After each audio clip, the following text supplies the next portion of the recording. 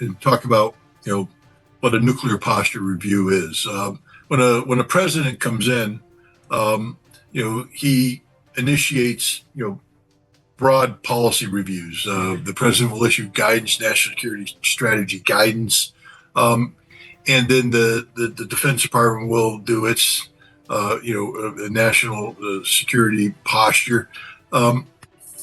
Nuclear posture review is basically we review the current status of our nuclear deterrence forces. We evaluate potential threats, and we determine whether or not our posture gives us the capability to manage the threats using nuclear weapons. Right off the bat, it's insane because let's just start with a premise that the United States, has adhered to, not honestly, but as recently as February of 2022, together with the four other declared nuclear powers, we signed a document that says that nuclear wars cannot be won, therefore they should never be fought. And that's supposed to be a foundational premise.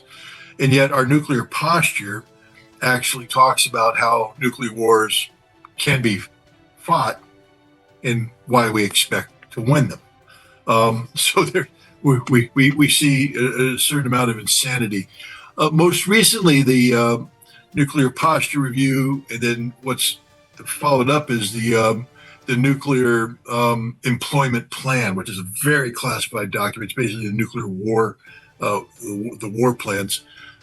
It went through a restructuring under Joe Biden because we were concerned about the limitations placed upon the American force by New START treaty, the last remaining arms control treaty that capped the number of deployed strategic weapons at 1,550. And this was a bilateral treaty between the United States and Russia. When the treaty was negotiated in 2009, 2010, China wasn't a factor. It was a nation that possessed several hundred nuclear weapons. They had a nuclear posture, which was purely defensive in nature, the no first strike policy, older weapons, we weren't concerned. And yet the fact that the dilapidated state of the Chinese nuclear arsenal, strategic nuclear arsenal, caused us to get cocky. When we spoke about Taiwan, the hint was always if China were to move on Taiwan, we'd intervene, and if China resisted us, conventionally in a manner which placed our intervention at risk, we would respond with nuclear weapons. And one of the things we talked about was the concept of a preemptive nuclear strike, because China's nuclear arsenal was so small that we could actually use very little of our nuclear arsenal and eliminate China's nuclear capabilities. Well, the Chinese listened. And of course, China being China, decided that they were going to engage their very good defense industrial base. And they began to build new nuclear weapons. DF-41 is a solid propellant ICBM that's better than anything we have. We can't even build a solid propellant ICBM anymore. The Sentinel, which we're trying to replace the Minuteman III, is prohibitively expensive. It may never get built. But the Chinese built the DF-41 rather quickly. Then they went out and they dug 300 holes in the western deserts of China and took 100 missiles and said, we're going to play, whack-a-mole. If you think you can take out our force, you have to target all 300. Now, that means that our targeting became very complicated because we don't know where they keep the missiles. And so we have to hit them all. And when you divert a strike package for 300 separate targets, it's not one warhead per silo. We actually have a plan, or there's ways that nuclear targeters talk about collapsing silos, probably classified, so I won't go into too much, but you allocate the capability to the desired result.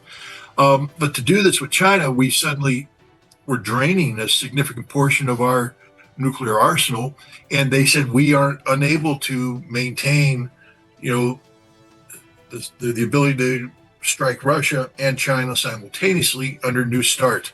So we redid how we target. And Theodore Postal has written a very good article about this, about changing the fusing and such, so that we now can do one weapon per silo. Um, but the Chinese looked at this and they said, so you guys are preparing for a preemptive nuclear strike against us, and they further enhanced their nuclear capabilities. The stupidity. This is one of the driving factors behind the United States not renewing New START treaty in February of this year. We allowed it to expire because it's just easier for us to do away with arms control so we can build more nuclear weapons so that we have sufficient weaponry to take on the Chinese. But this is at the strategic level. This still, we're dealing here with, you don't go from A to Z in this scenario, Z being nuclear exchange. There's a lot of conventional, escalation ladder stuff that's going to take place beforehand. Premise on the notion that we maintain, as Trump said in his national security strategy document, that we will maintain conventional power overmatch over the Chinese. We have this belief that our technology and the quantity of weapons and the quality of weapons is such that we have overmatch against China conventionally, and this alone settles the issue of whether or not there would be a nuclear war with China, because China will be defeated by us conventionally, and we don't have to worry about this escalation. This is premised on things such as sufficient quantities of long-range standoff strike weapons, sufficient quantities of anti-missile interceptors, PAC-3. These are all things that are factored into this thinking. The same holds true with Russia. If you remember back when the early on in the special military operation, the West put forward this notion that Putin was panicking. He wasn't, never has been, but we said he was panicking, and that he would use nuclear weapons against Kiev. There was a big fear in 2022, 2023 that, oh my God, the Russians are going to use nukes. And so NATO and the United States made a very public announcement about if Russia were to nuke Ukraine, the response would not be nuclear, but it would be conventional and overwhelming. That Russia would be taught a lesson that it's never experienced before. That if they dare put a nuke on Ukraine, our conventional overmatch is going to swamp them, come in, take out everything. It's going to be the end of Russia. Don't even think about it, Russia. Conventional overmatch, premised on long-range standoff weapons and high-quality ballistic missile interceptors to protect ourselves. Now we go to war against Iran. The first thing that happens is the concept of conventional overmatch immediately goes out the window. I don't know what these people were thinking. We couldn't beat the Iranians, and we're thinking we could beat the Chinese and the Russians. So right off, there's a problem with the quality of our weapons. They're not that good. They're not as good as we thought they were. There's also a problem with the quality of our targeting, having subordinated targeting away from targeteers like myself to Palantir-driven AI targeting models.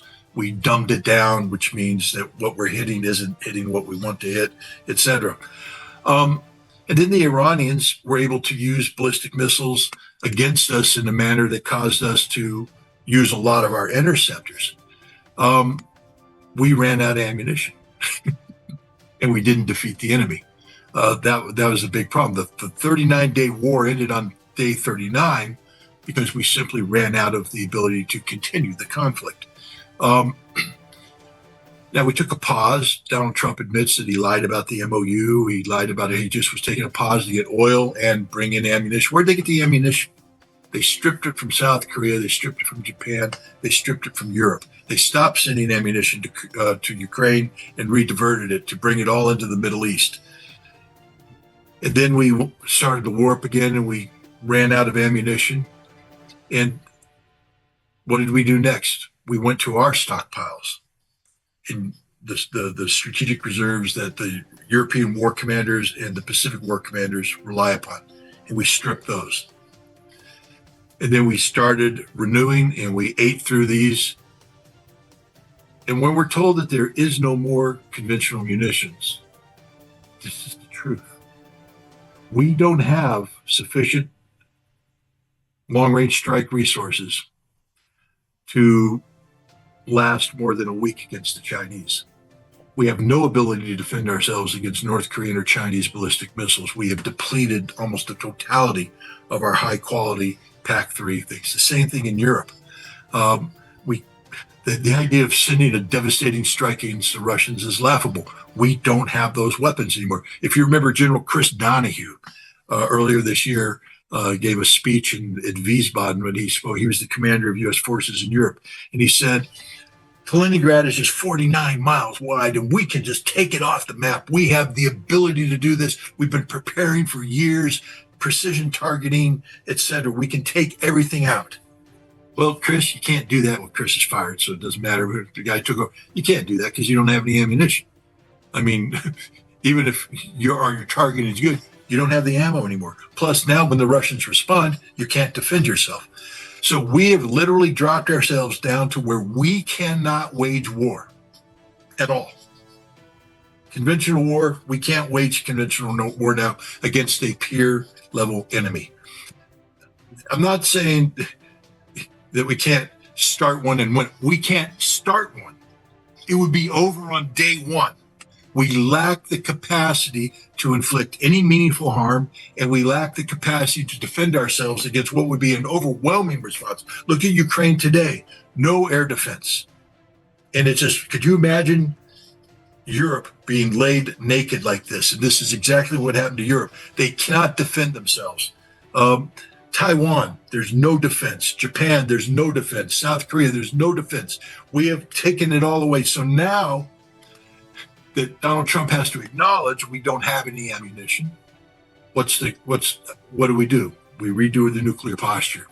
We are lowering the threshold for the use of tactical nuclear weapons, so that early on now in any campaign against China or Russia, where we would normally be using long-range standoff conventional weapons, we're going to go nuke early because we have no other option.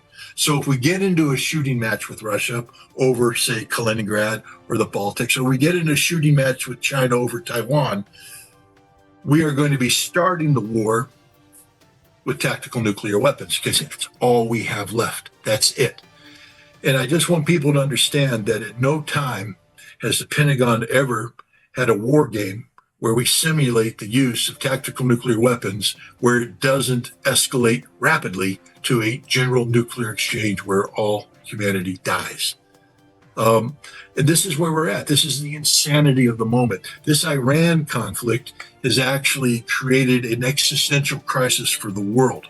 So now we come back to what happened in February of this year, the termination of New Start.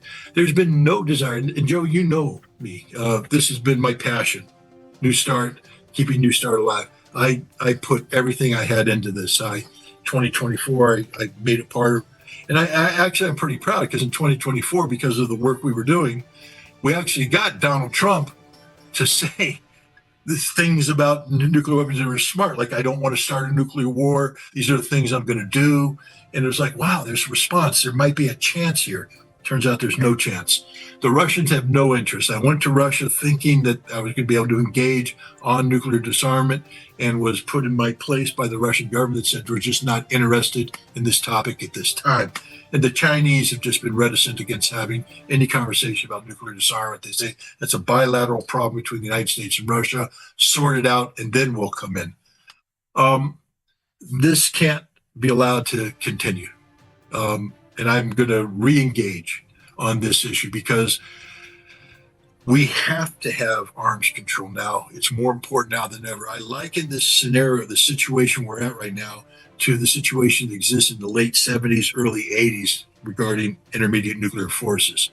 When the Soviets deployed their SS-20s and we responded by sending Pershing 2s and ground-launched cruise missiles into Europe, we were at hair trigger from imminent death. The reason why we suddenly decided that arms control was good is because everybody woke up one day and went, we're all going to die. All it takes is one mistake, one hiccup, and we're 7 minutes away. A Pershing 2 launched is 7 minutes away from hitting Moscow, which means there's no time for Moscow to react if an accidental launch takes place or if they detect a radar finding that turns out to have been wrong. This scared everybody. The Russians in 1983, Able Archer, put their SS-20 force on nuclear alert. It means the SS-20s were out in the field ready to launch against Europe any hiccup. That's how close we came to dying. And the people said, we can't do this. We signed the INF Treaty and we got rid of these weapons. This is the moment now that we're at. We have to get collective recognition, and China has to wake up to this too. Collective recognition that we have to find a way to bring arms control back in to stop this insanity. We can't have a situation where a major power like the United States has said we will use tactical nuclear weapons early on in a conflict. This is insanity. So the good news is I was introduced to the Chinese military attaches in Washington, D.C., and had a conversation with them. And the colonel responsible for arms control wants to talk and is talking about going to China and beginning to have the dialogue about this.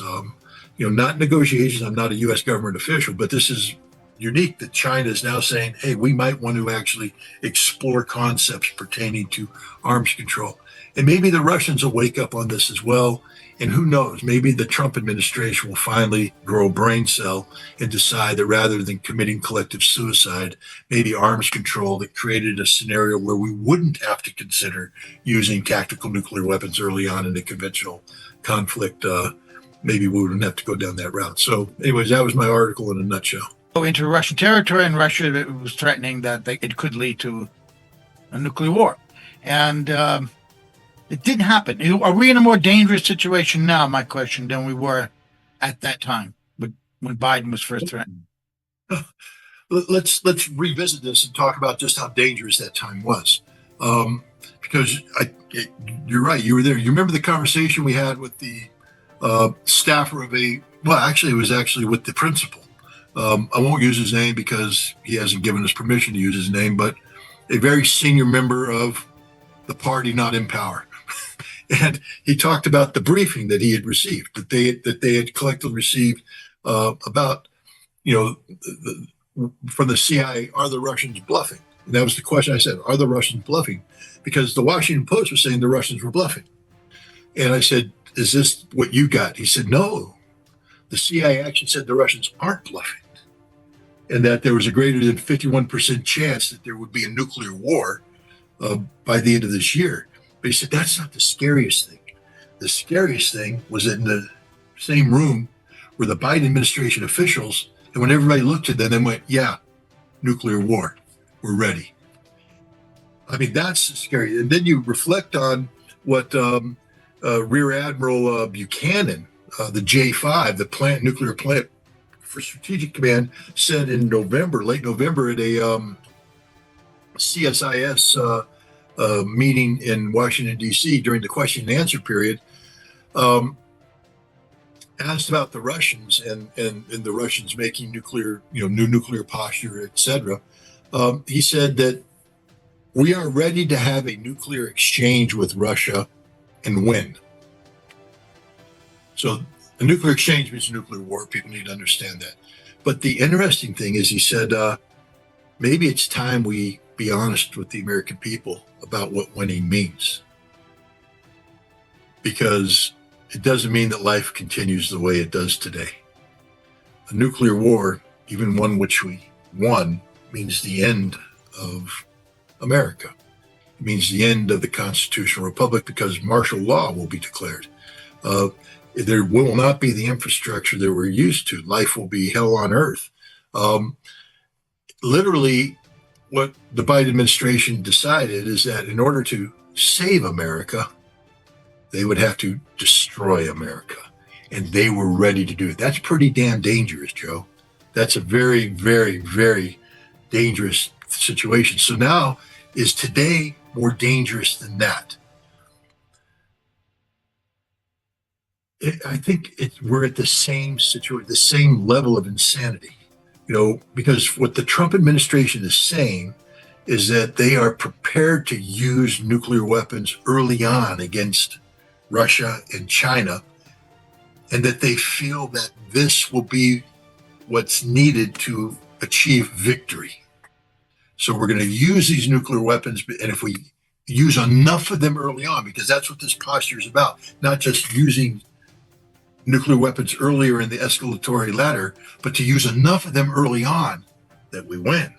So it's the same concept, the same insanity, which comes back to, a notion. When we talk about the nuclear enterprise, there's no difference between the Democrats and the Republicans. The nuclear enterprise, the American nuclear enterprise, is apolitical. It's a disease of America, an addiction of America to nuclear weapons. It doesn't matter what your party affiliation is. At the end of the day, we will always default to going to nuclear war unless we get arms control.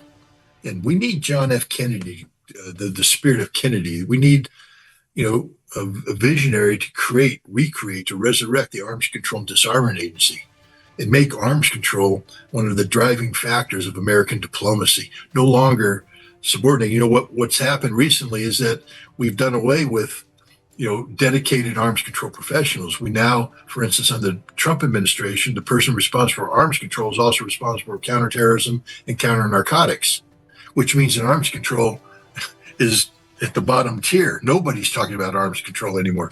We need to make arms control a principle in the national security team with dedicated staff. And we have to say this is the primary focus of our national defense policy, is how to prevent a nuclear war. We have to re-engage diplomatically. We have to be understanding that we can't fight a nuclear war. And this is going to require the American people to wake up. Very rarely does anything happen in a vacuum in Washington, D.C., meaning on their own volition. You don't often get, politicians and bureaucrats to wake up one morning and go, I should have had a V8. We should be doing this completely different. There has to be political impetus. And this is where I think what Richard Wolff was talking about, these same kids that are out there, refamiliarizing themselves with socialism. I think these are also the same kids that we should be engaging with on issues relating to arms control and the necessity of nuclear disarmament, because the same future they're worried about economically is being threatened by nuclear weapons. And if they can start electing politicians, which they've proven they can do, maybe the politicians that are in power will understand that they have to change the way they're doing things in order to stay in power, to win this vote over. And if we make not just economic change in America, but national security change, like Gaza. People woke up about the genocide in Gaza, and they've been, Joe, that how I feel about Hidden Rajab, how I feel about Gaza, and everybody should understand that it's very important to me. But Gaza is one place in the earth. A nuclear war destroys all of the earth. And we have to be engaged on nuclear disarmament because it invokes a level of destructiveness that would make Gaza pale in comparison. Here's the problem. Both in Europe and in the United States, for decades now, when the Cold War ended, we had in the United States very advanced Russian area studies programs at our universities. And we trained military professionals and we trained diplomatic professionals to be subject matter experts. And these people understood the reality behind U.S.-Russian relations. Today, we're not allowed to engage in an honest fashion intellectually on Russia. What I'm trying to do, I call it waging peace. I go to Russia. I investigate what I call the Russian reality. I capture it. I bring it back through a podcast and through writing and stuff like that. That was deemed by the Biden administration to be one of the great threats. I mean, that's why they took my passport, so I couldn't keep doing that, and that's why they raided my home to accuse me of being a Russian agent, because that was not the message they wanted. They wanted to keep the dumbing down of Russia. Why? So that people could say that Vladimir Putin is bluffing, that Russia is weak, that the Russian economy can collapse, to create these fictitious narratives about how weak Russia was to justify the policies that we were embarked on. Nobody wanted to talk about the truth, about the resilience of Russia, about the strength of Russia, about the danger of Russian retaliation. We didn't want to have that conversation. And so in Europe today, it's the same thing. They've been infected with the same Russophobia that America's been infected with. What this means is that when they speak about Russia, it's not that they believe that they can win a nuclear war against Russia. They believe Russia's bluffing. They believe that it's all bluster, that Putin's so weak that the only thing he has left is to rattle that nuclear saber. And that's it. It's an act of desperation. And so they will double down. They say, we're going to double down. We're going to double down. But anybody who knows Russia, who studies Russia, understands that, I mean, there's no bluff here. There's a old saying, that the Russians are slow to harness, quick to ride. And it's a good thing, especially when it comes to nuclear doctrine. The Russians aren't going to jump on the nuke. You talk about people in Russia. We know Sergei Karaganov is a name that dominates this debate. We know that in 2023, I believe, he first published a paper that postulated the question, would America be willing to trade Poznan for Boston? Meaning that if Russia was to launch a nuclear weapon against the Polish city of Poznan, would the United States retaliate knowing that Russia would take out Boston? And the Karaganov's thing was, no American would trade Boston for Poznan, which means that Russia should take advantage of this by using nuclear weapons preemptively against Europe to send a signal to the Europeans. Well, Vladimir Putin quickly came out and said, no, that's not our policy. But then in 2024, Vladimir Putin invited Sergei Karaganov into the inner circle to redo Russia's nuclear posture. And Russia's nuclear posture, which was published in 2025, set down the conditions under which Russia could use nuclear weapons. One of those is if nuclear powers like the United States provided a non-nuclear power with the ability to strike deep into Russia conventionally, that could trigger a Russian nuclear response. Hence what we talked about with Joe Biden giving Ukraine the ability to use ATACMS missiles deep. At that time, we talked to people, and for whatever reason, whether we triggered it, we were part of it, Donald Trump did exactly what we were asking Donald Trump to do. He made a public statement saying, when I'm president, I will not authorize ATACMS strikes deep into Russia. And the Russians went, okay, then we're going to hold off. But I think Europe is just dealing with ignorance right now. They think that Russia's bluffing. I don't think that they want a nuclear war, but their incompetence is getting us to the point. I mean, when you have a German foreign minister, a former foreign minister,